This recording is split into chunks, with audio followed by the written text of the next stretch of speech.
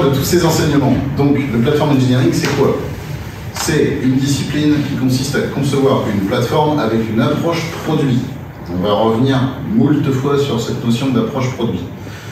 L'objectif, c'est de construire en interne un produit qui va servir aux équipes de développement ce qu'on appelle des capabilities. Alors j'ai mis le mot en anglais parce que c'est comme ça que c'est nommé dans la littérature autour de platform engineering. Capabilities et services. Et l'idée, c'est que ce produit mette les capabilities et les services en accès self-service aux clients, les clients étant les équipes de développement. Donc, l'idée, c'est bien de continuer la collaboration, mais avec cette fois l'objectif de construire des outils qui soient standardisés, intégrés, pour permettre, au travers de cette plateforme technique, d'adresser le problème de passage à l'échelle du RSI. Il y a toujours cette dynamique de « ok, ça marche avec une équipe, mais si j'en ai 20, 30, comment est-ce qu'on fait ?» Donc, moi je ne le vois pas comme une disparition du DevOps ou du DevSecOps, c'est finalement ce qui aurait dû être fait et qui a tenté d'être fait quand on était sur le pattern Center of Excellence.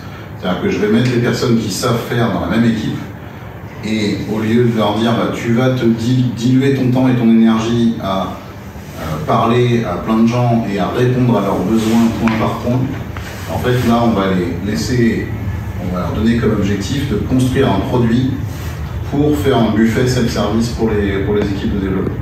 Donc moi je vois plus ça comme une structuration de la démarche DevOps, pour dire ok, il n'y a pas beaucoup de monde qui est capable de faire une équipe efficace qui inclut à la fois la dimension dev et la dimension d'admin 6, et du coup le respect jusqu'au réseau, jusqu'au stockage, jusqu'au backup, jusqu'à toutes les pratiques qu'il y avait avant dans la boîte administrateur système. Ok, il n'y en a pas beaucoup, faisons-en peu, et donnons-leur comme objectif d'automatiser leur savoir-faire pour le mettre à disposition. L'objectif, c'est que on crée une expérience développeur qui soit agréable et qui soit cohérente. C'est-à-dire que vraiment du début à la fin de leur interaction avec cette équipe-là, ça va passer par la même démarche qui va être analyse, fonctionnalité, t'as besoin de quoi, attends, on va te mettre sur la roadmap, etc.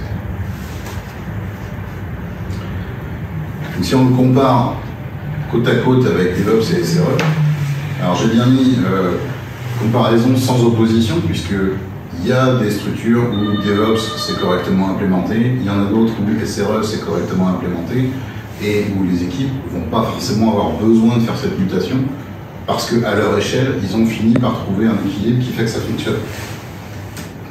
Mais donc, côté DevOps, on a un focus qui est beaucoup sur la culture de la collaboration, sur le delivery, comment je vais aller efficacement